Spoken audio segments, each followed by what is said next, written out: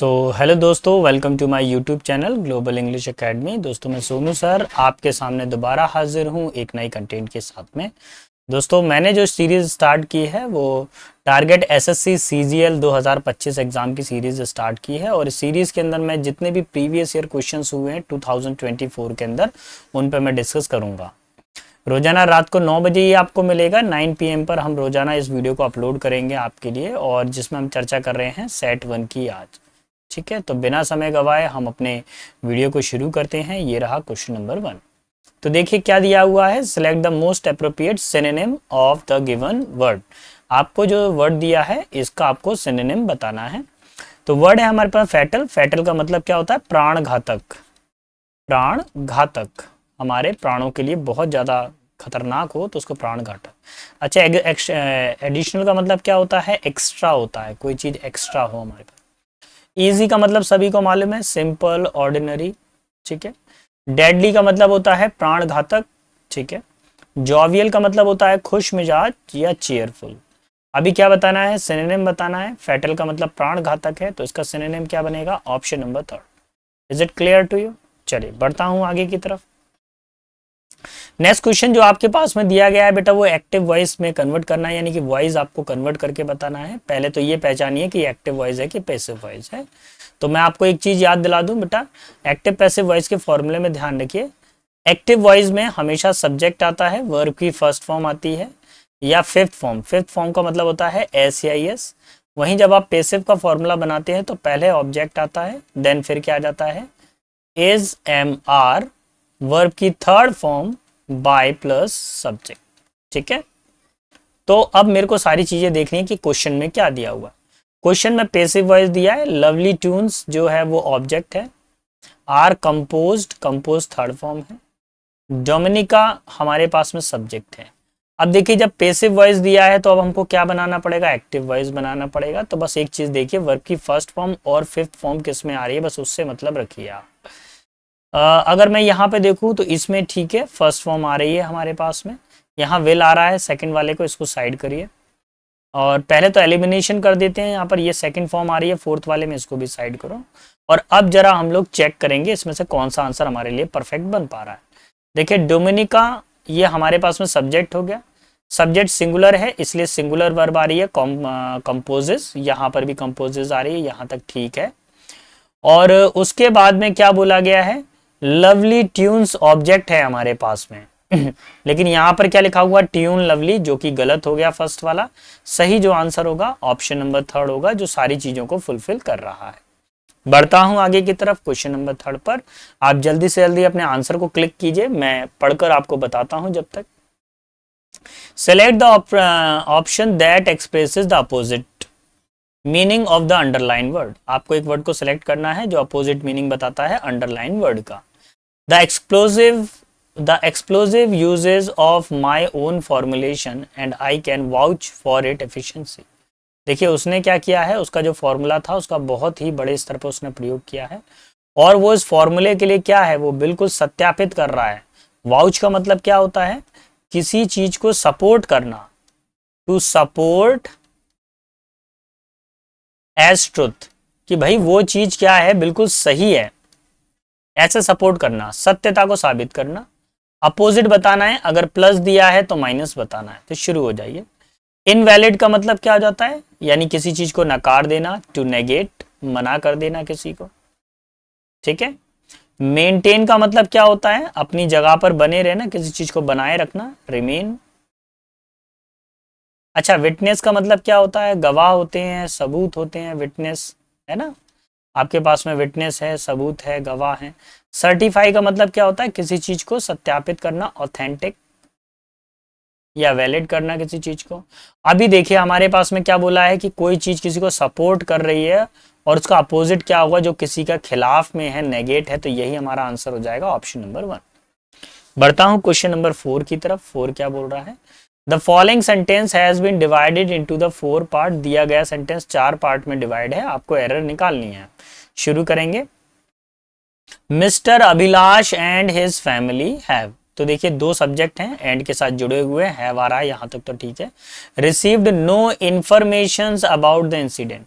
देखिए मैं आपको एक चीज याद दिला दूं, इंफॉर्मेशन वर्ड में कभी भी एस नहीं आता। ये जो एस लगा हुआ है इस एस को हटा देंगे, आपका जो सही ऑप्शन टिक होगा ऑप्शन नंबर 4। एस नहीं आना चाहिए इंफॉर्मेशन वर्ड के अंदर। क्लियर? चले बढ़ता हूं आगे की तरफ। Select the most appropriate synonym of the given word. दिए गए शब्द का आपको सिनोनिम बताना है, इसका सही समानार्थी क्या होगा। अच्छा, टॉक्सिक का मतलब क्या होता है बताइए। टॉक्सिक का मतलब होता है जहरीला हो कोई चीज, है ना। कोई चीज कैसी हो, बहुत ज्यादा जहरीली हो, मतलब पॉइजनस। कैसे कह सकते हैं हम लोग, पॉइजनस कह सकते हैं इसको। ठीक है, अब देखिए क्या लिखा हुआ है हमारे पास में, पॉइजन। ठीक है, अब हमारे पास में क्या लिखा हुआ, लेथल। लेथल का मतलब भी क्या होता है, जो काफी ज्यादा क्या जहरीला हो, पॉइजनस हो। यही इसका आंसर है ऑप्शन नंबर 1। अच्छा, लिसिट का मतलब क्या होता है, कोई चीज कानूनन हो, लीगल हो। लाउडेटरी का मतलब क्या होता है, किसी की आप प्रशंसा कर रहे हैं, फुल ऑफ फ्रेस, प्रशंसा से भरा हुआ। लैंकी का मतलब क्या होता है, कोई व्यक्ति टॉल हो, लंबा हो और पतला हो, tall and thin, that is called lanky. अभी हमारा फिलहाल आंसर क्या हो जाएगा, ऑप्शन नंबर 1। आगे बढ़ेंगे। नेक्स्ट आपसे पूछा गया है select the word which means the same as the group of the given word. एक पूरा सेंटेंस दिया है और उस सेंटेंस का आपको एक प्रॉपर एक वर्ड ढूंढ के बताना है कि क्या सही होगा। Unit of weight of precious stone, बहुमूल्य पत्थरों का जो वजन नापने की इकाई होती है उसको क्या बोला जाता है। प्योर का मतलब तो होता है कोई चीज बिल्कुल प्योर हो, यानी कि शुद्ध हो, यानी कि पायस हो, पवित्र हो। एक्यूरेट का मतलब क्या होता है, जो बिल्कुल स्पष्ट हो, एक्यूरेट हो, है ना, बिल्कुल परफेक्ट हो जिसकी। अच्छा, रिलायबल का मतलब क्या होता है, भरोसेमंद हो, जिस पे आप भरोसा कर सकते हैं, ट्रस्ट वर्दी। क्या कह सकते हैं इसको, ट्रस्ट वर्दी कह सकते हैं, भरोसेमंद। अच्छा, कैरेट क्या होती है, इकाई होती है। पत्थर को, अगर पत्थर का मतलब प्रीशियस स्टोन का मतलब क्या है, जैसे आपके पास में हीरा है ना, माणिक, ये जो पहनते हैं ना, रत्न पहनते हैं, रत्न। तो ये रत्नों को जो पहना जाता है, उन रत्नों को मापक जो उसकी इकाई होती है वो कैरेट होती है। और मैं आपको बता दूं, एक कैरेट के अंदर 200 mg होते हैं। एक कैरेट का मतलब क्या होता है, 200 mg। यही हमारा फाइनल आंसर है। चलिए बढ़ते हैं आगे की तरफ, क्वेश्चन 7 पर। 7 में क्या बताना है आपको, वन वर्ड सब्स्टिट्यूशन बताना है। अच्छा, अंडरलाइन फ्रेज का, इसमें तो अंडरलाइन ही नहीं है यार, तो देखते हैं क्या अंडरलाइन करना पड़ेगा। She is proficient speaking many languages, यहां से अंडरलाइन करिए, स्पीकिंग मैनी लैंग्वेजेज, इसको अंडरलाइन कर दिया मैंने। ठीक है, अब देखिए यहां से शुरू करेंगे कि कौन कौन किस किस चीज को बताता है, एक एक करके देखेंगे। कभी भी बाई लगा होता है तो इसका मतलब होता है कि व्यक्ति क्या करता है, 2 लैंग्वेजेस को जानता है, यानी हिंदी और इंग्लिश, 2 लैंग्वेजेस की उसको नॉलेज है। अच्छा, मोनोलिथिक का मतलब क्या होता है, जो एक ही पत्थर से बना हुआ हो, वन स्टोन, एक ही चट्टान का हो, एक ही पत्थर से बना हुआ, जैसे एक पत्थर को काट के मूर्ति बना दी, मोनोलिथिक हो गया। एक ही चट्टान में जुड़े हुए हैं बहुत सारी चट्टानें, तो वो मोनोलिथिक हो गए। ठीक है। अच्छा, हिट्रोलिंग्विस्ट का मतलब क्या होता है, हिट्रोलिंग्विस्ट में ऐसा हो जाता है जो व्यक्ति क्या करता है, अलग अलग भाषाओं को बोलता है। तो हिट्रो का मतलब हो गया ऑड, जो अलग अलग भाषाएं, हिट्रोलिंग्विस्ट तो बोल सकते हैं ऑड लैंग्वेजेस, है ना, वो अलग अलग तरह की भाषाएं बोल रहा है। अच्छा, मल्टी लैंग्वेज का मतलब क्या होता है, कि जो कई सारी भाषाओं को बोल सकता है, मल्टी का मतलब होता है मैनी। तो यही इसका प्रॉपर आंसर होगा, हिट्रो नहीं होगा। हिट्रो में क्या करते हैं, आप एक दूसरे के ना अपोजिट होते हैं, जैसे हिंदी हिंदी का अपोजिट बोल रहे हैं, और ठीक है, तो ये हिट्रो में हो जाता है। विषम भाषा मतलब जो भाषा भी नहीं है उसको अटपटा सा बोल रहे हैं आप।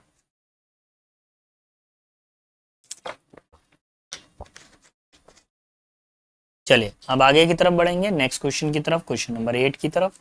8 क्या कह रहा है, select the option that expresses the given sentence in the passive voice. अब देखिए आपको पैसिव वॉइस बताना है, सेंटेंस को सिलेक्ट करना है, कौन सा सही होगा पैसिव वॉइस का। सब्जेक्ट आ रहा है, सेकंड फॉर्म आ रही है, द टाइगर हो गया ऑब्जेक्ट आपके पास में, और इन द फॉरेस्ट हो गया अदर वर्ड।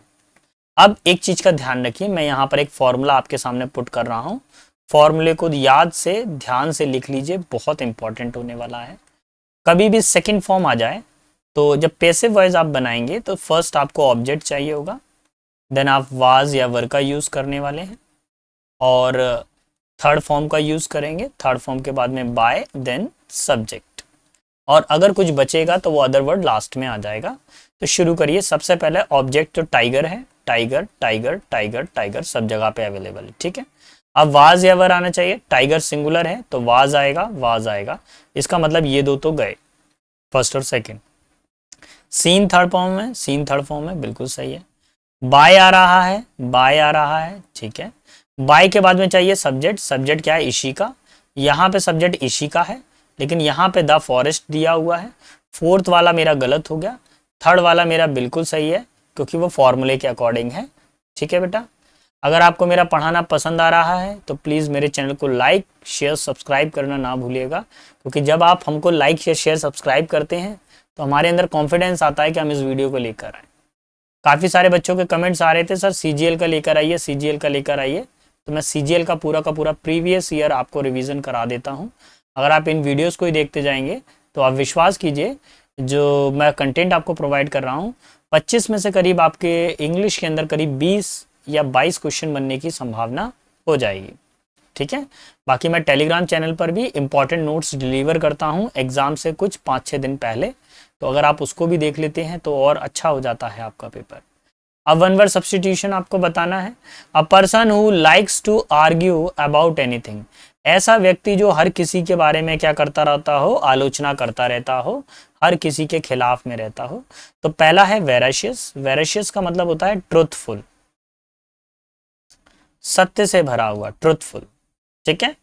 रेटिसेंट का मतलब होता है कम बोलने वाला, रिजर्व्ड, कम बोलने वाला जो कम बात करेगा। कॉन्टेजियस का मतलब होता है झगड़ालू, जो क्या करता रहता हो, हमेशा किसी ना किसी से लड़ता रहता हो, क्वेरलसम। नेक्स्ट है कावर्ड, कावर्ड का मतलब क्या हो गया, लैक्स करेज, जिसके अंदर क्या हो, साहस की कमी हो, क्या हो, साहस की कमी है जिसके अंदर, लैक्स करेज। अभी क्या करना है, ऐसा व्यक्ति जो झगड़ता रहता है वो होता है कॉन्टेजियस, यही हमारा कॉन्टेंटियस है, यही हमारा आंसर हो जाएगा ऑप्शन नंबर 3। चलिए नंबर 10 पर आता हूं। Select the most appropriate option that can substitute the underline segment in the given question. बोला गया है कि यहाँ पे जो अंडरलाइन किया गया है उसकी जगह पर इन चारों में से कौन सा सेंटेंस फिट बैठेगा जो सही मीनिंग बता देगा इसका। देखिए spy family is a graphic novel, spy family क्या है, एक नोबल है, ग्राफिक यानी चित्रों वाला नोबल है। And that is narrative work in which the story is conveyed to the reader, ये क्या है, एक कहानी की तरह कार्य है, इसमें कहानी की तरह कहा जा रहा है इसको, और ये रीडर्स को सुनाई जा रही है using uninterrupted art in a traditional comic format. Uninterrupted का मतलब क्या था, बिना रुके, रुक नहीं रही है, लगातार कंटिन्यूस को सुनाया जा रहा है और कॉमिक फॉर्मेट में सुनाया जा रहा है। तो क्या ये सेडिमेंट्री आर्ट है, नहीं भैया सेडिमेंट्री तो नहीं है क्योंकि कंटिन्यूस वर्क हो रहा है इसके अंदर। लॉन्गिट्यूडनल नहीं है। देखिए अनइंटरप्टेड का मतलब क्या था, कोई काम कंटिन्यूस चल रहा है। एसेंशियल जो मतलब स्थायी हो, नहीं। सिक्वेंशियल, सिक्वेंशियल का मतलब क्या होता है, अनइंटरप्टेड, तो यही इसका प्रॉपर आंसर हो सकता है ऑप्शन नंबर 3। बढ़ता हूं आगे की तरफ, नेक्स्ट क्वेश्चन है 11 में क्या बोला गया है, the following sentences has been split into 4 segment. जो सेंटेंस है इसको 4 सेगमेंट में बांटा गया है। My brother performed extremely good, मेरे भाई ने बहुत अच्छे से परफॉर्म किया in the class test, class test में हेल्ड यस्टरडे जो कल हुआ था। देखिए परफॉर्म्ड एक वर्ब है और वर्ब को क्वालिफाई करने के लिए हमको चाहिए होता है एक एडवर्ब। गुड तो एडजेक्टिव होता है, गुड नहीं आएगा, एक्सट्रीमली वेल होना चाहिए, यही इसका आंसर हो जाएगा ऑप्शन नंबर 2, ठीक है। चलो बढ़ता हूं आगे की तरफ, नेक्स्ट क्वेश्चन नंबर 13। आपको इनकरेक्ट स्पेलिंग बतानी है कि क्या इनकरेक्ट स्पेलिंग होगी। ब्यूरोक्रेसी की स्पेलिंग बिल्कुल सही है, इसका मतलब होता है नौकरशाही, ठीक है। एम्बेरेस का मतलब क्या होता है कि काफी ज्यादा शाई फील करना, एम्बेरेस फील करना, या फिर गले लगाना भी होता है। नेक्स्ट है कोइनेसर, कोइनेसर का मतलब होता है जो एक्सपर्ट हो किसी चीज के अंदर परख करने में, ठीक है, जो किसी चीज को अच्छे से टेस्ट करता हो, एक्सपर्ट हो। रिलेवेंट की स्पेलिंग क्या है, गलत है, सही स्पेलिंग होगी RELEVANT, यहाँ पर ए आएगा, यहाँ पर ई आ रहा है जो कि गलत है, हमको इनकरेक्ट स्पेलिंग ही ढूंढनी थी। आंसर हमारा हो गया ऑप्शन नंबर 4। बढ़ते हैं बेटा आगे की तरफ। देखिए आप विश्वास नहीं करेंगे, आपको ऐसा लगेगा कि सर शायद बहुत लंबी लंबी फेंक रहे हैं। 2000, ये जो मैं प्रीवियस करा रहा हूँ ये 2024 का एग्जाम है, मॉर्निंग शिफ्ट का एग्जाम है ये आपका 9/9/2024 मॉर्निंग शिफ्ट एग्जाम है, 9 बजे की शिफ्ट। अच्छा, अगर आप देखें इस तारीख से पहले जितना भी मैंने डेटा डिलीवर किया था 2024 के अंदर वॉकैब वाला, वो सारा का सारा मेरा 2024 के अंदर फंसा है। आपको ऐसा लगेगा कि सर बहुत लंबी लंबी फेंक रहे हैं, शायद बाद में डिलीवर किया हो। आप टेलीग्राम चैनल पे जाकर देखिए, आपको खुद को भरोसा होगा। एग्ज़ाम की डेट 9 तारीख है और एग्ज़ाम की डेट से पहले करीब 15 दिन पहले मैंने वॉकैब की शीट्स प्रोवाइड की थी बच्चों को, और वही वॉकैब फंस रही है। इसमें देखिए वर्ड क्या दिया हुआ है, no altruistic act is truly sincere. Altruistic का मतलब क्या होता है, परोपकारी का कार्य, ठीक है। अल्ट्रिस्टिक का मतलब क्या होता है, जिसमें आप परोपकार का काम कर रहे हैं, किसी के ऊपर उपकार कर रहे हैं। तो यहां पर इसको बोलते हैं सेल्फलेस कंसर्न, सेल्फलेस कंसर्न, ठीक है। अच्छा, फेनोमेनल का मतलब क्या होता है, कोई चीज क्या हो, असाधारण हो, अनयूजुअल, असाधारण। फोनोटाइपिक का मतलब क्या होता है कि साउंड को सुनकर टाइप करना, आपने साउंड को सुना फिर उसको टाइप कर रहे हैं, जैसे कोई बोल रहा था उसको सुनकर आपने टाइप किया, तो फोनोटाइपिकल्स कहलाता है, साउंड को सुनकर टाइप करना। अच्छा, फिलेंथ्रोपिक का मतलब क्या होता है, जो मानवता से प्रेम करता हो, लव्स मैनकाइंड, है ना, ठीक है। नेक्स्ट है हमारे पास में फैंटास्मल का मतलब क्या होता है, फैंटास्मल का मतलब होता है काल्पनिक, इमेजनरी, काल्पनिक या इमेजनरी। हमको क्या चाहिए, सिनोनिम बताना है बेटा वर्ड का, तो फिलेंथ्रोपिक बेस्ट आंसर हो जाएगा option number 3। Clear. Question number हम 14 की तरफ आते हैं। 14 क्या कह रहा है, select the most appropriate synonym of the given word. आपको सही सिनोनिम बताना है दिए गए शब्द का। वर्ड है हमारे पास में इनंडो। इनंडो का मतलब क्या होता है, किसी को अब्यूज करना, किसी को अपशब्द कहना, किसी को गाली देना, या किसी को कटाक्ष करना। कटाक्ष मतलब बहुत कड़वी बात कह देना। क्रूड का मतलब होता है कच्चा माल, यानी कि रॉ मटेरियल कह सकते हैं आप। प्रोज का मतलब होता है पोइट्री से रिलेटेड, है ना, पोयम का जो पूरा का पूरा ग्रुप होगा पोइट्री से रिलेटेड। रेड का मतलब क्या होता है, किसी को क्या कर देना, टुकड़े टुकड़े कर देना, किसी चीज को क्या कर देना, क्या कहें, पीसेस, आप इसको समझ लीजिए, टुकड़े टुकड़े कर देना, है ना, किसी चीज को क्या कर देना, टुकड़े टुकड़े कर देना, डिवाइड कर देना, टुकड़े टुकड़े कर देना, ठीक है। अच्छा, इंसिनुएशन का मतलब क्या होता है, गाली देना या किसी को अपशब्द कहना। यही इसका आंसर है ऑप्शन नंबर 4। बढ़ेंगे आगे की तरफ। अब आपको क्या बताना है, दिए गए सेंटेंस में आपको ब्लैंक में जो वर्ड है उसको फिल करना है, कौन सा आ जाएगा। Vinod had a dash escape in the car accident.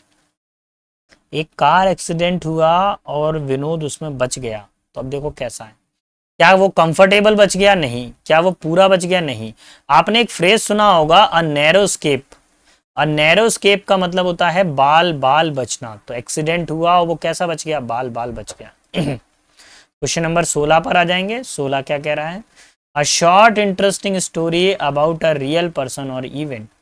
एक रियल पर्सन और इवेंट के बारे में एक छोटी शॉर्ट स्टोरी को लिखना, तो उसको क्या बोलते हैं, देखते हैं।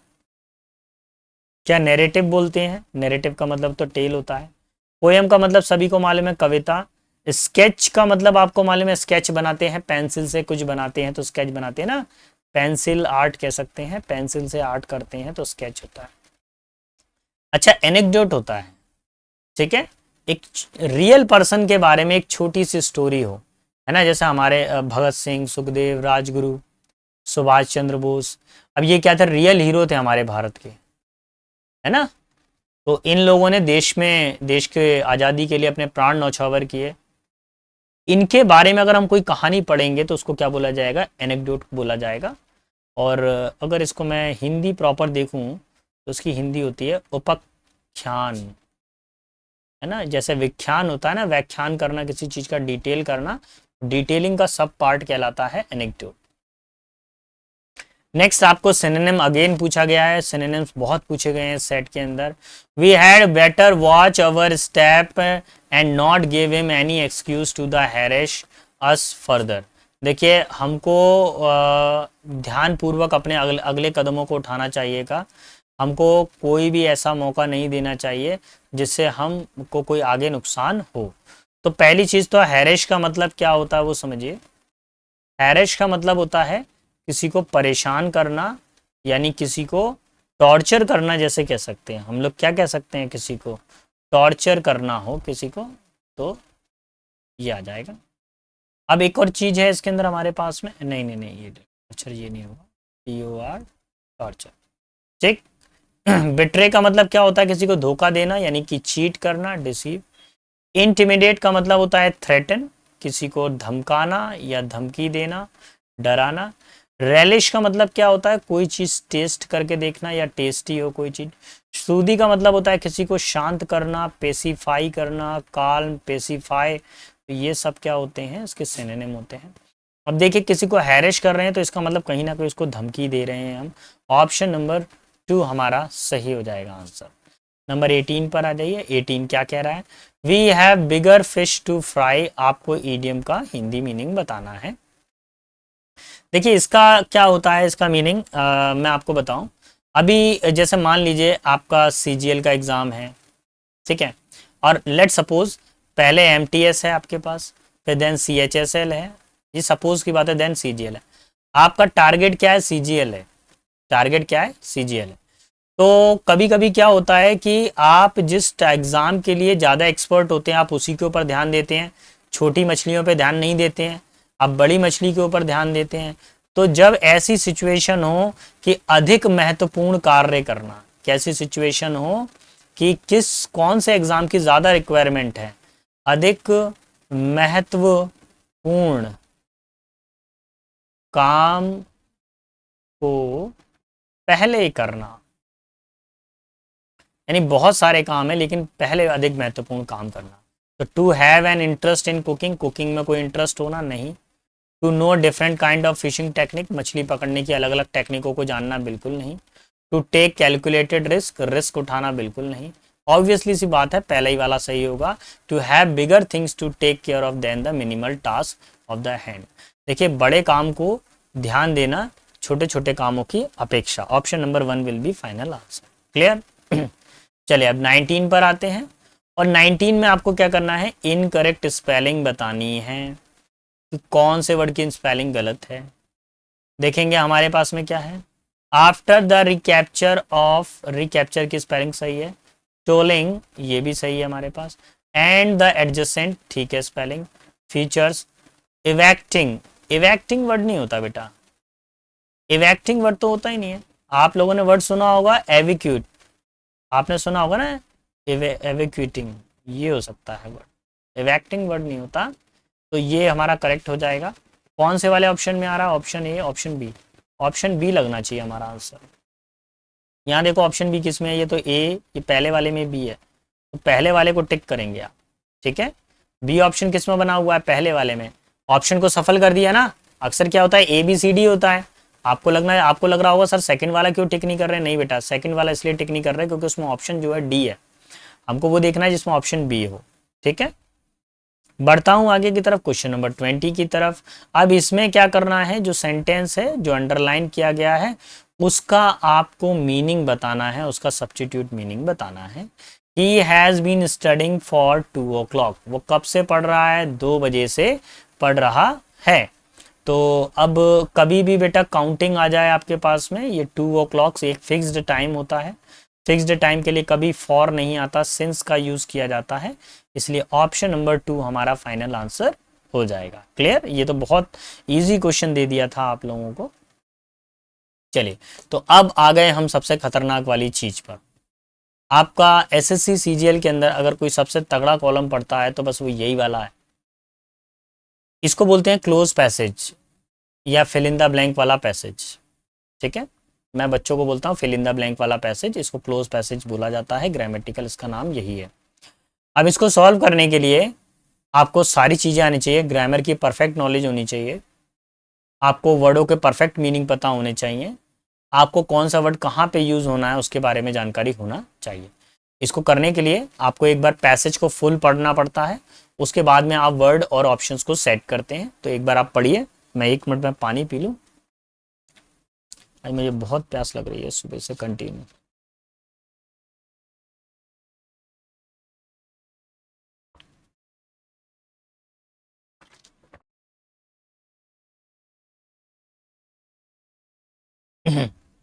चले तो देखते हैं क्या आंसर होने वाला है, कैसे सॉल्व करते हैं। देयर इज अ सेइंग, एक कहावत है, ऐसा कहा जाता है that coming event cast their shadows before, कि जो भी काम होने वाला है, जो भी घटना होने वाली है, उसकी परछाई हमको पहले ही दिखने लगती है। अक्सर लोगों को सपने के अंदर, सपने में दिखाई देने लगता है कि ये घटना होने वाली है। तो या आपने कोई सपना देखा हो कि भाई मैं एग्ज़ाम सेंटर पर हूँ, अक्सर एग्ज़ाम से पहले मुझे तो भैया इस तरह के सपने आते हैं कि मेरा एग्ज़ाम छूट गया, मेरे को कॉपी फिल करने का मौका नहीं मिल पा रहा, मैं गोले नहीं भर पा रहा, भूल गया जल्दबाजी में गोले, बैल बज गई, तो जैसी बैल बजी या अनाउंसमेंट हुई तुरंत ही मेरी नींद खुल जाती। तो इस तरह की जो सिचुएशंस होती हैं उसके बारे में चर्चा की जा रही है इस पैसेज के अंदर। फिर 21 ऑप्शन है, 21 के ये 3, 1, 2, 3, 4 ऑप्शन दिए गए हैं और कौन सा सेट होगा ये देखेंगे। It is not universally true, ये अगर देखा जाए तो ये सार्वभौमिक सत्य नहीं है। देयरफॉर का मतलब होता है इसलिए, इसलिए ये सार्वभौमिक सत्य नहीं है, मेरे को तो ये ऐसा कुछ लगता नहीं है ऐसा। फर्दर मोर का मतलब होता है इसके अलावा, इसके अलावा ये सार्वभौमिक सत्य नहीं है, अलावा, ये भी थोड़ा सा गड़बड़ लग रहा है। मोर ओवर का मतलब होता है और भी, नहीं। हाउएवर का मतलब होता है हालांकि। अब देखिए क्या बोल रहा है वो, कि एक कहावत कही गई है कि लोगों को जो भविष्य में होने वाला होता है उसकी परछाई दिखने लगती है। हाउएवर, हालांकि यह सत्य, पूर्ण रूप से सत्य नहीं है ये। तो option number 4 will be final answer. ठीक है, बढ़ता हूं आगे की तरफ। Is not universally true, something can happen with in a second, कुछ चीजें क्या होती है सेकेंड्स में होती हैं। And one may not dash it, देखिए कुछ चीजें क्या होती है अचानक से हो जाती हैं। अब कोई चीज अचानक से हो जाए तो क्या आपको पहले से पता चल जाएगा, क्या उसकी परछाई दिख जाएगी? नहीं, ऐसा तो नहीं है। रेसेंड का मतलब होता है कैंसिल कर देना किसी चीज को। लीगलाइज का मतलब होता है किसी चीज को वैलिड ठहराना, सत्य ठहराना। फॉरसी का मतलब क्या होता है, किसी को क्या भविष्य दिखाई देना, यानी कि फॉरकास्ट कह सकते हैं, प्रेडिक्शन कह सकते हैं। अफेक्ट का मतलब होता है आपके पास में किसी के ऊपर अफेक्ट हो, किसी के ऊपर प्रभाव हो। ठीक है, तो अभी क्या करना है आपको यहां पर सही देखना है, लेकिन अगर कोई घटना कुछ ही सेकंड में हुई है तो हम उसका आकलन नहीं कर सकते हैं, उसके बारे में जानकारी नहीं लगा सकते हैं। तो option number 2 will be final answer. Next देखिए, फिर 23 में देखना पड़ेगा। डैश समथिंग इंस्टेंस, इंस्टेंसेस का मतलब क्या होता है उदाहरण, कुछ घटनाएं। Some instances so that prediction based on the certain sign have gone wrong, लेकिन कुछ उदाहरणों से पता चलता है कि कभी कभी प्रेडिक्शन, भविष्यवाणी भी गलत हो जाती है। अगर हम कुछ साइन को देखकर भविष्यवाणी कर रहे हैं तो वो भी कभी कभी गलत हो जाती हैं। तो अब इसका क्या कारण हो सकता है? देयरफॉर का मतलब तो इसलिए हो गया। हाउएवर का मतलब हालांकि, अभी बताया था। मोर ओवर का मतलब हो जाता है और भी, और नेवरदलेस का मतलब होता है फिर भी, इवन दो। तो क्या हो जाता है बताइए, क्या हो सकता है? और तो और देखिए वो आगे क्या बोल रहा है कि किसी को अगर इसकी जानकारी नहीं होती है तो और ये जो घटनाएं होती है हमारे लिए क्या हो जाती हैं, साइन भी अगर हमको दिखाई देता है तो वो साइन भी कभी कभार गलत हो जाते हैं। पीपल जनरली से दैट, लोग सामान्यता कहते हैं that the natural calamity can be predicted by observing the animal, लोग ज़्यादातर कहते हैं कि प्राकृतिक आपदाएं जब भी आती हैं तो उनका प्रेडिक्शन, उनकी भविष्यवाणी हम ऑब्जर्व कर सकते हैं, पता कर सकते हैं जानवरों को स्टडी कर कर। बट व्हाट इफ, लेकिन अब क्या कहा जाए, animals are suffering from some disease, लेकिन यदि जानवर किसी बीमारी से ग्रसित है तो फिर क्या करेंगे? And don't show any sign before the event appear, और कोई भी वो साइन नहीं दिखाता हो कोई भी घटना होने से पहले। They may fail to make peculiar sound.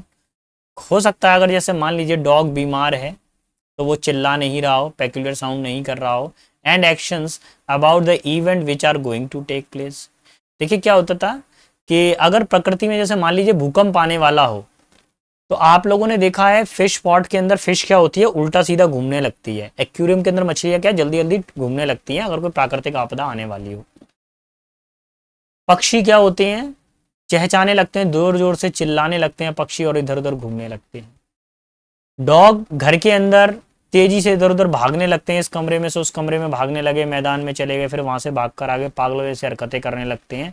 तो जब भी कोई प्राकृतिक आपदा आती है, ऐसे चमगादड़ या पक्षी या डॉग क्या होते हैं, ये सब पहले से इनको पता चल जाता है जैसे भूकंप आने वाला है, तो भूकंप आने के आधे घंटे पहले या 1 घंटे पहले ही उस चीज को प्रेडिक्ट कर लेते हैं कि ऐसा होने वाला है।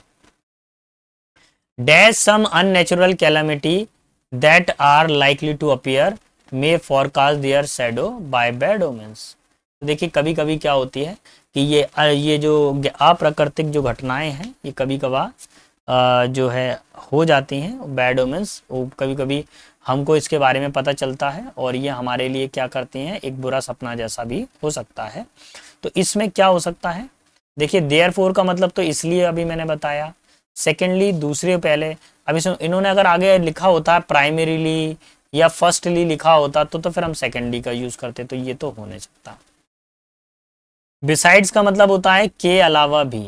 तो देखो पहले वो बोल रहा है कि जानवरों से भी हमको पता चल जाता है, इसके अलावा कुछ और चीजें हैं जिनसे हमको उसके बारे में जानकारी मिलती है। तो ऑप्शन नंबर 3 इसके अंदर परफेक्ट आंसर होगा। डेस्पाइट का मतलब के बावजूद होता है। Dash we should not completely cancel out the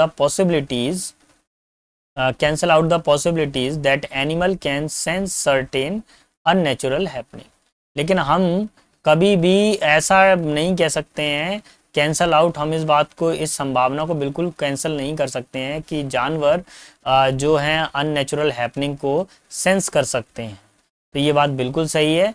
इसलिए हम यानी कि देयरफॉर, इसलिए हम ये नहीं कह सकते कि जानवर ही प्राकृतिक घटनाओं के बारे में पता कर सकते हैं, इस बात को हम कैंसिल नहीं कर सकते। तो option number 1 will be final answer. Clear.